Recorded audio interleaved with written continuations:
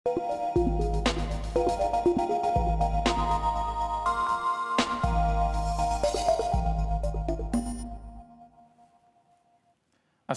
dan selamat petang semuanya. Berjumpa sekali lagi menerusi NX Now hari ini, Khamis 26 April 2018. Dan anda bersama saya, Muhammad Syafiq Adnan, dan tak lain tak bukan rakan dan tugas. saya Muhammad Farhan Zainal.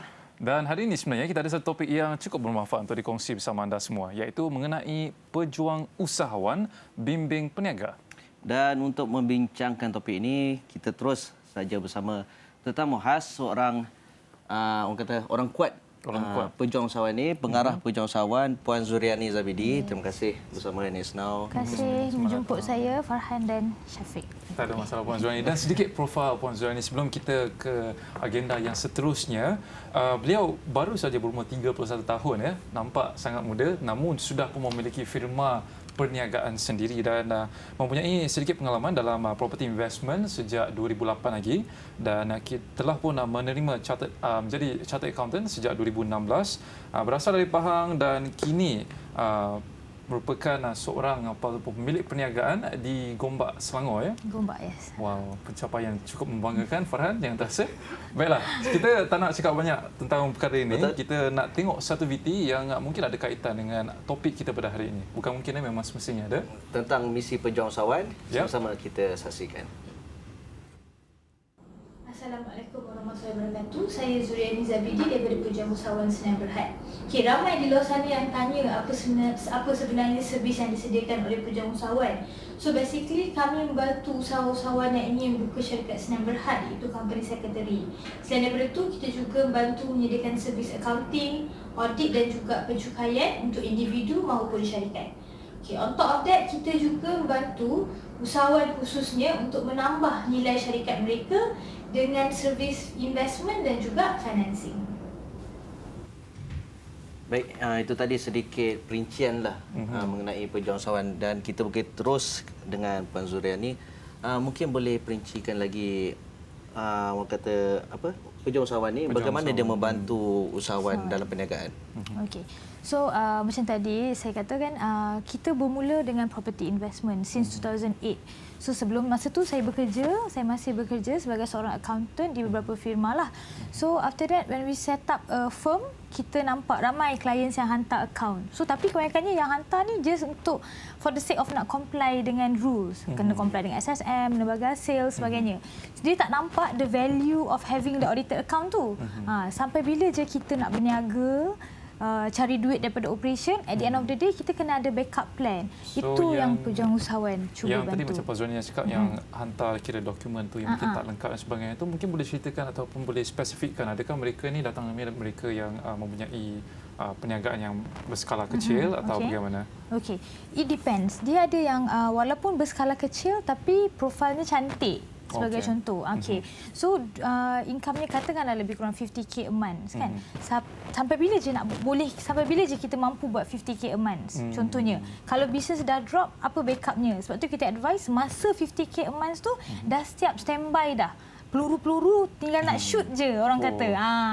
So cantikkan profilnya dari situ. Masa duit tengah banyak, sales tengah meletup, masa tu ramai yang orang tak nampak. Diorang terus je cari sales sampai dia lupa nak strategize on pengurusan tu.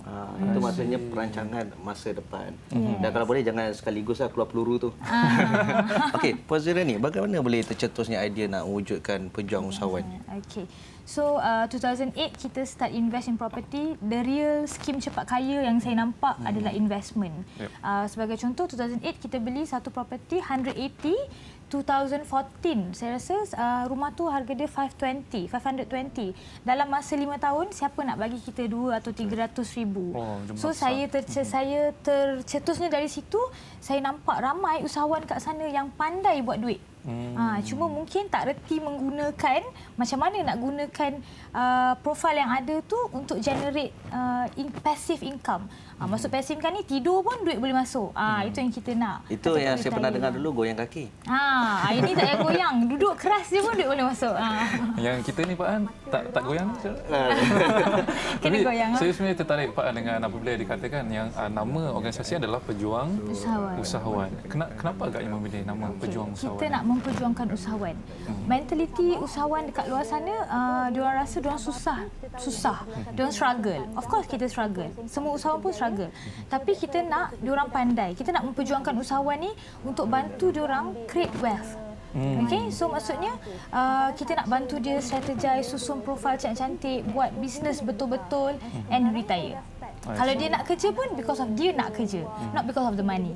Okay, sebenarnya dia boleh pilih untuk tak bekerja sebab dia dah ada income yang macam mana yang dia perlukan, passive income tu, tapi dia nak kerja because of passion. So kita nak usahawan ada mindset and mentality tu. Okey, mungkin Puan boleh kongsikan sikit kes-kes yang pernah dikendalikan. Okey, kalau kes banyak sebenarnya, tapi yang terbaru even kita ada tolong beberapa selebriti juga untuk own a property. Kita tahu income dia banyak tapi kadang-kadang dia orang tak tahu macam mana cara nak salurkan, nak susun betul-betul. Kita ada backup banker, kita ada backup lawyer. So contohnya macam food truck, business food truck, char kway teow jual income buat 5,000 a day. Satu hari boleh dapat 5,000, sebulan boleh dapat berapa dah. Tapi sebab cash, maksudnya tak masukkan dalam bank, tak register SSM, tak buka current account company. So macam mana kita nak buktikan dekat bank yang itu adalah profil kita. So banyak yang kita dah tolong susun atur balik, even yang tak boleh keluar negara pun kita dah keluarkan mereka daripada negara. So dah cantikkan balik. Lepas tu yang datang cash flow very tight. Cash flow tight, tak mampu bayar gaji pekerja, kita dah restructure balik semuanya. Kita cut off apa-apa yang patut, kita ajar dia macam mana dia patut buat sales lagi supaya of course kena ada duit baru boleh susun. Dan kita bantu dia macam mana dia nak grow the business lah. Okey, so macam di Pejuang Usahawan ni ada tak meletakkan kriteria, maksudnya ada sesetengah company ataupun individu yang berminat perlu memenuhi syarat-syarat tertentu sebelum mereka perlu berjumpa dengan pihak. Okey.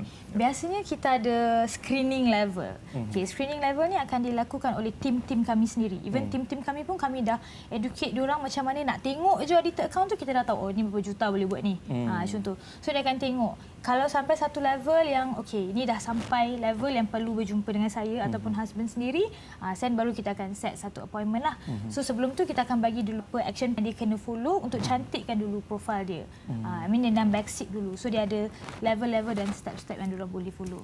Dan bercakap mengenai benda tu, mungkin ramai yang nak tahu juga. I mean dari segi bagaimana bentuk nasihat ataupun dari segi kira advisory lah yang disediakan oleh pihak Pejuang Usahawan ni.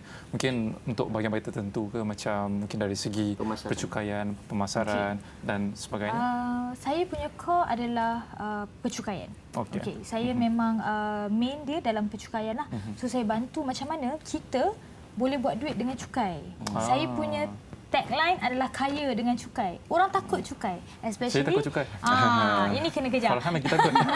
Okey. So kita kena tahu cukai ni sebenarnya kalau kita rakyat Malaysia atau bisnes ke bekerja itu adalah compulsory. Betul. Macam mana kita nak make sure cukai ni bagi something benefit dekat kita. Kita tak nak lari, kita nak uruskan cukai dengan betul. Kalau kita tak tahu, sebab tu kita takut. Tapi kalau kita tahu, kita tak sabar nak bayar cukai. Okey. Kita tak sabar nak bayar cukai. Puan dah jelaskan cukai pendapatan? Dah, saya dah jelaskan. Sebelum gaji saya dah jelaskan. Inilah yang kita inginkan, betul tak Puan? Okey, tapi nampaknya kita perbincangan ni dah semakin hangat nampaknya. Tapi kita nak berhenti berehat dulu Pak An. Betul. Dan NS Now akan kembali selepas ini. Jangan ke mana-mana. Siapa Umar? Siapa Umar? Siapa Umar? Umar. Sistem pendidikan tinggi kini berada di posisi 25 terbaik dunia. Memecah tembok menjadi kalangan 100 universiti terbaik dunia. Di ASEAN, kita hampir sapu habis semua kedudukan. Dan Malaysia juga kini dalam kelompok 1% universiti pendidikan terbaik dunia. Jadi, mengapa perlu keluar negara sedangkan Malaysia mempunyai kelas, gah dan aura yang tersendiri di pentas antarabangsa? Umar ke arah sistem pendidikan bertaraf dan berkelas dunia. Apel membuka peluang kepada rakyat Malaysia untuk melanjutkan pelajaran ke IPT dalam pelbagai peringkat pengajian berdasarkan pengalaman hidup individu. Untuk memohon, individu mesti berumur minimum 19 tahun untuk peringkat sijil, 20 tahun untuk diploma, 21 tahun untuk sarjana muda dan 30 tahun untuk sarjana. Berminat untuk memohon? Mudah sahaja. Isi borang secara online di laman web MQA. Jadi lebih bijak dengan Apel. Baik, kembali bersama NS Now. Masih bersama dengan Puan Zuriani mengenai pejuang usahawan. Okey, kita terus bercakap mengenai tadi pasal cukai. Mungkin Puan boleh perincikan lagi macam mana cukai ini boleh return kepada mereka yang berniaga ataupun mereka yang makan gaji. Okay. Kita tahu sekarang part of requirement bank bila kita nak buat loan especially memang borang cukai itu adalah satu dokumen yang compulsory lah. So katakanlah kita bayar cukai, kita declare income kita bayar cukai and kita boleh proof bank sebab bank kata macam mana saya nak tahu betul ke income sekian-sekian betul banyak ni dengan adanya borang cukai. Katanya kita okey, saya dah bayar cukai mengatakan income saya 1 juta sebagai contoh. So bank bagi loan. So untuk beli sesuatu property ke untuk invest, kalau nak beli property 1 juta, kita tak perlu ada 1 juta cash. Kita OPM kan pada bank, kita guna duit bank. Kita hanya perlu ada profile seperti borang cukai, semua itulah income semua dan kita dapat 1 juta punya building katakan dan after 5 years kita dapat 2 juta nak harga dia capital appreciation dia naik ke 2 juta siapa nak bagi kita 1 juta dalam masa 5 tahun katakan kalau kita saving pun saya tak rasa kita dapat 1 juta dalam 5 tahun lah betul so macam mana cukai tu boleh bagi return kita tak bayar cukai 1 juta pun untuk own a property of 1 juta mungkin kita bayar lebih kurang dalam 20,000 tapi kalau 20,000 boleh bagi kita 1 juta dalam masa 5 tahun benefit tak untuk membayar cukai? Wow. Ini boleh saya katakan property itu sebagai subjek ke? Yes, sebagai investment lah. Dikatakan sebagai macam mana nak generate passive income daripada property tu. Tak semestinya property, dia boleh jadi commercial dan sebagainya lah. Baik. Okay. Menarik. Agak menarik ni. Mungkin kita boleh bincang belakang selepas ini. Kadang-kadang orang tak tahu disebabkan orang takut disebabkan dia tak tahu. Sebenarnya banyak perbelanjaan yang dibenarkan, pelepasan yang diberi oleh government sendiri. Tapi tak banyak pun yang kita perlu bayar kalau kita tahu. Sebab tu nama dia urus cukai bukan lari cukai. Dengar tu. Okey, betul tu Pak An. Okey, saya nak tanya satu soalan ni mengenai bagaimana sebenarnya pejuang usahawan sendiri membantu usahawan yang mungkin telah pun berpuluh-puluh tahun actually berkecimpung dalam dunia perniagaan ini berkembang untuk dapatkan passive income dan sebagainya. So sebagai contohlah yang terbaru dah berniaga berpuluh-puluh tahun datang start. Dia datang jumpa saya sebenarnya tujuan dia nak tutup je syarikat tu. Tapi saya kata sayang dah 10 tahun dalam industri fashion ni lah. Of course dia ada turun dan naik. Business is always ups and down lah. Kita tahu kan. Okey. Tapi saya kata kita tengok balik apa sebenarnya yang masalah di sebelakangnya. So bila saya tengok balik kita restructure balik kita cakap okey. Sebab tu kadang-kadang klien kami akan advise nak restock pun kita akan bagi tahu berapa sebenarnya layak restock. Jangan sampai stok beku. Kita perlukan cash untuk berniaga. Betul. Nak bayar gaji, nak bayar rental, tapi semua cash dalam stok. Stok tak terjual. Kalau lagi kita bermain dengan industri yang ada orang kata pasang surutnya lah. Ada demandnya, ada waktu yang dia ada raya ke bulan puasa mungkin demandnya tinggi. So tak perlu restock sampai banyak sangat. Sebab bila cash duduk dalam stok, kita dah tak boleh buat apa. Kita perlukan cash, perniagaan perlukan cash. So kita akan tengok balik the whole thing, kita akan restructure balik, kita akan advise dia and sekarang alhamdulillah dia dalam proses membuka outlet ketiga. Dan saya percaya dari segi khidmat nasihat ni dia tak mungkin dalam tempoh yang singkat dan mungkin makan masa. Mungkin kita boleh tahu sedikit mengenai cas yang dikenakan oleh pejuang usahawan kepada mereka yang memerlukan khidmatnya. Okey, yang datang jumpa kami ada dalam macam-macam jenis kategori lah. Okey, ada yang cantik, orang bukan cantik rupanya, cantik profilnya. Maksudnya tapi dah senyum okey, maksudnya mungkin tak ada lagi problem apa-apa. Ada yang terlalu suci, tak ada loan langsung, bank pun tak suka juga. Tapi tak boleh juga. Tak boleh juga. So kita akan tengok anda ni di kategori yang mana. Okey, ada yang kategori yang sampai perlukan setahun, 2 tahun, ada yang sampai 2-3 bulan pun kita dah boleh bantu. Tapi dia bukan satu proses yang sekejap, saya boleh katakan dan dia satu proses yang kena konsisten dan persisten. So secara puratanya berapa lama agaknya tempoh masa dia ambil bagi mana-mana company? Awal 3 ke 6 bulan lah, saya 3 ke boleh 6 bulan. katakan. So dari situ maksudnya kita dah boleh nampak result Kita boleh nampak result. Kita dah boleh try, tapi saya selalu kata kalaulah tiba-tiba reject ke apa ke, jangan give up. Sebab nak jadi senang bukan senang. Kita kena melalui segala proses dari bawah, kena kejar dengan lembaga hasil mungkin yang ada, lepas tu kena reject dulu dan barulah kita akan dapat all the reward. Baik, kalau kita tengok BT ni yang sedang ini. Okey. Puan Zuria ni kalau memberikan khidmat nasihat, adakah secara kelompok ramai ataupun dia ada personal? Okey, dia ada dua kategori. Kita ada juga buat dalam kelompok yang ramai. Even saya juga pernah dipanggil oleh macam Mara untuk bantu usahawan Mara macam mana dia nak bangunkan diorang punya perniagaan. So kita buat dalam kelompok yang ramai. Tapi saya faham ada yang sesetengah individu usahawan ni terutamanya diorang segan nak reveal semua benda dekat public kan. So diorang request untuk ada one-to-one session. So kita pun ada one-to-one session juga. Okay. So mungkin boleh beri sedikit nasihat lah bagi mereka, terutamanya individu yang mungkin baru berkecimpung dalam dunia perniagaan, tapi mungkin ada, maksudnya mungkin mereka kurang ilmu dalam dunia perniagaan dan tak tahu bagaimana untuk nak manfaatkan segala peluang yang ada untuk naikkan mereka punya perniagaan. Alright. Saya selalu kata reward nanti. Okey, buat dulu. Usahawan selalu terasa macam senang berada di zon selesa. Dah okey sikit, bisnes dah okey, tiba-tiba tukar kereta. Kereta is a liability. Kena faham, dia keluar je showroom 20% of course dah cut dah dia punya depreciation. Okey, so hold dulu, reward nanti. Sebab bila kita sabar, ganjarannya tu mahal. Okay, so tak apa, liability tu kita hold. Okay, beli, dan saya selalu kata jangan beli property pertama untuk, saya punya nasihat lah, it can be, yalah boleh diambil, jangan beli property pertama untuk kita. You know, kita beli kalau namanya investment, mestilah duit tu masuk. Kalau namanya liability, duitnya keluar. Kita beli kan untuk aset. So kita nak sewakan, bukan mengikut kriteria kita, mengikut kriteria orang yang nak menyewa. Tapi ada yang berniaga ni, dia terus membeli kereta sebagai marketing strategi. Okey, marketing strategi can be dalam macam-macam cara. Okey, tak semestinya kereta. Okey, berapa ramai usahawan yang saya jumpa bila bisnes tengah down tak boleh bayar kereta tu. Dan kereta yang mewah-mewah tu bukan satu atau dua, bersusun dekat pouch tu. Itu dah lain dah marketing strateginya kan. So kalau satu mungkin okey, tapi orang kata ukur baju di badan sendiri. So kita kena tahu bila masa yang sesuai untuk kita ke next level. Ukur baju di badan sendiri. Ketat baju. Okey. Mungkin ada kata-kata? Saya nak tanya, okey, let's say kalau macam contohlah saya berminat untuk mengetahui lebih lanjut tentang perkara ini, so macam mana saya boleh hubungi pejuang usahawan sendiri? Kami ada website www.pejuangusahawan.com, boleh layari website kami. Saya ada Facebook personal Zuriani Zabidi, mungkin boleh follow, boleh like ke. Saya selalu share ilmu-ilmu yang bermanfaat, terutama pasal cukai, pasal accounting, pasal usahawan dalam Facebook saya kebiasaannya. So dalam situ boleh dapatkan nombor kontak. Kita ada nombor office. Kami bertempat di Gombak. So siapa yang nak set appointment, kita boleh berjumpa di area Gombak lah. I see. Okay.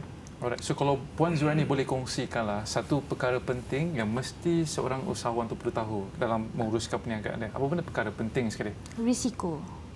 Mengawal risiko. Kita tak tahu bila kita sampai bila je kita mampu bekerja. Kita tak tahu ajal kita bila. Kita tak tahu sampai bila je kita hidup tapi tak boleh bekerja dan tengok orang lain susah sebab kita. Okey. So risiko. Kita kena faham konsep bisnes bukan selalu di atas. Ada waktunya bisnes di bawah. Macam mana kita nak mengawal risiko kita? Sebab tu saya selalu kata passive income tu sangat penting. Kita kena tahu hari ni kita hidup bukan untuk hari ini je. Hari ini kita hidup of course lah untuk dunia yang lain dan untuk akan datang. Dan kita tak nak tinggalkan beban kepada keluarga kita. So mengawal risiko sangat penting untuk usahawan. Jangan terikut-ikut, jaga emosi, jangan terlalu senang berada di zon selesa. Dengar tu Jafiq, selain ilmu ada juga kesedaran yang kita dapat take note hari ini. Ya, baik, jaga emosi ya. Terima kasih kepada Puan Zuriani atas perkongsian itu tadi. Saya pasti usahawan-usahawan di luar sana sekarang lebih peka dan jelaslah mengenai isu ini sebenarnya. Kalau saya sendiri pun saya dapat banyak input daripada perkara yang dibincang kepada hari ini. Sebab bagi saya macam kalau kita tengok, kalau kita buat perniagaan tu kita nak dapat keuntungan, that's all lah. I mean, kita tak fikir benda lain. Yes. Mostly kita tak fikir apa yang kita akan buat the next 10 or 15 years from now. So tu yang tadi saya katakan, operation income tu adalah satu side. Kita Tepat nak sekali. bila kita tak bekerja, kita ada investment and financing punya income. Itu ultimate goal Baik. kita. Itu dia tadi. Dan tiada lagi kerisauan terhadap cukai lah sampai ni. Ya, jangan takut lagi dengan cukai. Kaya dengan cukai. Okey. InsyaAllah. Baik. Terima kasih Puan Zuriani. Syafiq, nampaknya kita sudah pun berada di penghujung rancangan. Saya kira itu saja daripada saya, Muhammad Farhan Zainal. Dan saya Muhammad Syafiq Adnan. Terus bersama kami lagi esok jam 4 petang, NX Now di www.nx.digital. Terus like Facebook, Instagram, Twitter kami. Jangan lupa esok saksikan Farhan lagi ya esok. InsyaAllah. InsyaAllah. Okey, Assalamualaikum dan salam hormat.